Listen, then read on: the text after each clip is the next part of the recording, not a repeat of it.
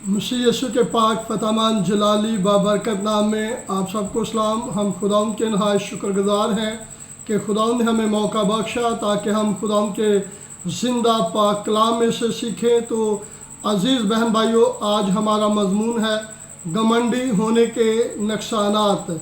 घमंडी होने के नुकसानात। और अगर आपने अभी तक हमारे चैनल को सब्सक्राइब नहीं किया तो बराए मेहरबानी करके अभी कर लीजिए और साथ ही घंटी के बटन को ज़रूर दबा दें ताकि हर आने वाले पैगाम का नोटिफिकेशन आपको मिले।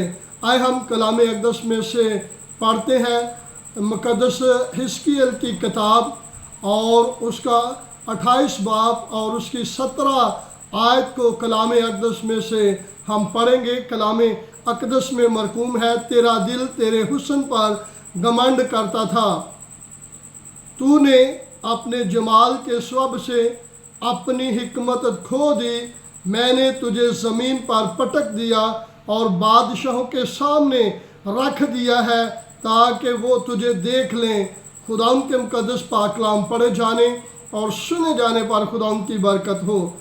अज़ीज़ बहन भाइयों, कलाम अक़दस हिस्कियल की किताब जो है वो वाज़े तौर पे लूसीफ़र के बारे में बयान करती है। कलाम बयान करता है कि लूसीफ़र के अंदर घमंड आ गया, गरूर आ गया, तकब्बर आ गया और उस घमंड और गरूर की वजह से आसमान पर गंदगी आ गई और खुदा ने उस गंदगी को ज़मीन पर पटक दिया।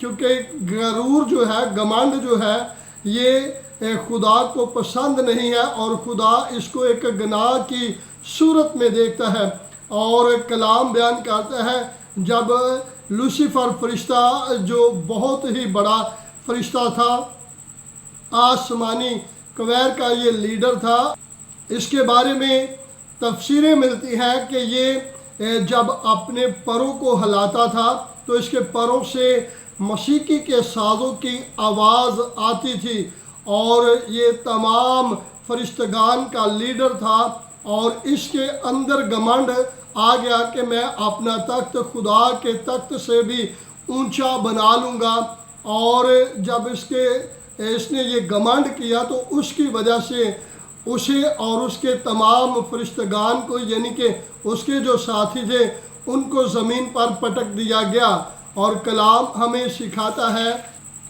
खुदा मगरूरों का मुकाबला करता है। इसलिए खुदा अबलीस से लड़ा क्योंकि अबलीस में बड़ा ही गरूर और घमंड आ गया था। इसलिए खुदा ने उसके उस गरूर और घमंड को उसका गुनाह तस्वर किया और उसके गुनाह की सज़ा उसे दी कि उसे ज़मीन पर पटक दिया गया। अबलीस जब से ज़मीन पर गिरा दिया गया है, उसकी हत्तल मसा कोशिश है कि लोग घमंड और गरूर की वजह से खुदा की नाफरमानी करें। और जब किसी भी इंसान के अंदर घमंड या गरूर आता है, कभी कभी आपने सुना होगा कोई शख्स अच्छी नौकरी की वजह से, अच्छे बैंक बैलेंस की वजह से या बच्चों की कामयाबी की वजह से या अपने वो गिरदोनवा बाकियों की निस्बत बेहतर होने की वजह से वो बड़ा ही मगरूरी हो जाता है, घमंड उसके अंदर आ जाता है। हालांकि ये सारी की सारी बरकतें जो है वो खुदा, हमारा खुदा तमाम इंसानों को देता है। अगर कोई शख्स घमंड करता है तो उसे इस बात का ख्याल रखना चाहिए कि ये तमाम तर बरक़ात जो है वो खुदा, मेरे खुदा की तरफ से दी गई हैं। ये याद रखना चाहिए कि ये तमाम रुतबे, ये तमाम शोहरत, ये तमाम इज़्ज़त, ये तमाम लियाकत जो है ये खुदा, हमारे खुदा की तरफ से गिफ्ट है। और उस गिफ्ट को, उस तोहफे को अगर हम वफ़ादारी के साथ उसको रखेंगे तो उसमें और ज़्यादा हम बरकत पा सकते हैं। नहीं तो हमारी वो तमाम बरक़ात जो है वो खुदा हमसे ले सकता है। जो देना जानता है वो ले भी सकता है।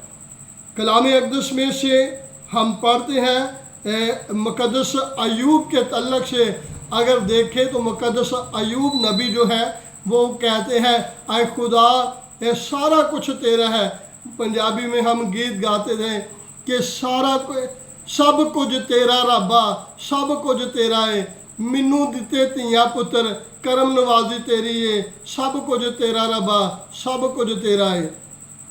یاد رکھیں جب ہم ایسے کہتے ہیں کہ یہ خداوند کی کرم نوازی ہے, خدا نے مجھ پر رحم کیا ہے اور مجھے یہ تمام شہرت عزت یا دولت ملی ہے, تو اگر ہم خدا کو اولین ترجیح دیں گے تو ہماری یہ چیزیں باعث برکت ہوں گی. کون سی چیز ہے جو میں نے یا آپ نے اپنی لیاقت سے حاصل کی ہے؟ کلام اقدس میں مقدس پالوس رسول بیان فرماتے ہیں اور کہتے ہیں, پہلا کرنتھیوں 4 باب اور اس کی 7 آیت کو میں آپ کے سامنے پڑھوں گا. کلام اقدس میں مرقوم ہے, تجھ میں اور دوسرے میں کون فرق کرتا ہے, اور تیرے پاس کون سی ایسی چیز ہے جو تو نے دوسرے سے نہیں پائی, اور جب تو نے دوسرے سے پائی تو فخر کیوں کرتا ہے کہ گویا نہیں پائی. یہ آیت مقدس پالوس رسول واضح طور پہ بیان کرتے ہیں اور فرماتے ہیں کہ سارا کچھ تو ہم نے خداوند اپنے خدا سے حاصل کیا ہے. جب ہم نے خداوند اپنے خدا سے حاصل کیا ہے تو ہماری اس میں کوئی لیاقت نہیں ہے اور ہمیں کوئی گھمنڈ اور غرور کرنے کی ضرورت نہیں ہے. یاد رکھیں جب ہم چھوٹی چھوٹی باتوں سے, رویے سے, اپنے لب و لہجے سے ایسی باتیں نکالتے ہیں جس سے گھمنڈ جھلکتا ہے, تو ان تمام باتوں سے خداوند ہمارا خدا خوش نہیں ہوتا. کلام خدا فرماتا ہے خدا مغروروں کا مقابلہ کرتا ہے. یاد رکھیں غرور نہیں کرنا, گھمنڈ نہیں کرنا.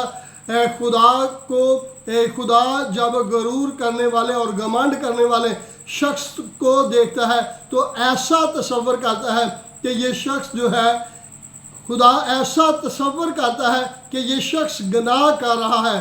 خدا معاف کرے کہ ہماری زندگی میں نہ کوئی ایسا بیجا کام آئے جس کی وجہ سے خدا ہمارا ناراض ہو, اور خدا ہمارے اندر سے تمام گھمنڈ اور غرور کو ختم کرے, تاکہ ہم راستی کے ساتھ خدا اپنے خدا کے ساتھ زندگی کے ایام گزاریں اور اس کے نام کو عزت اور جلال دیں.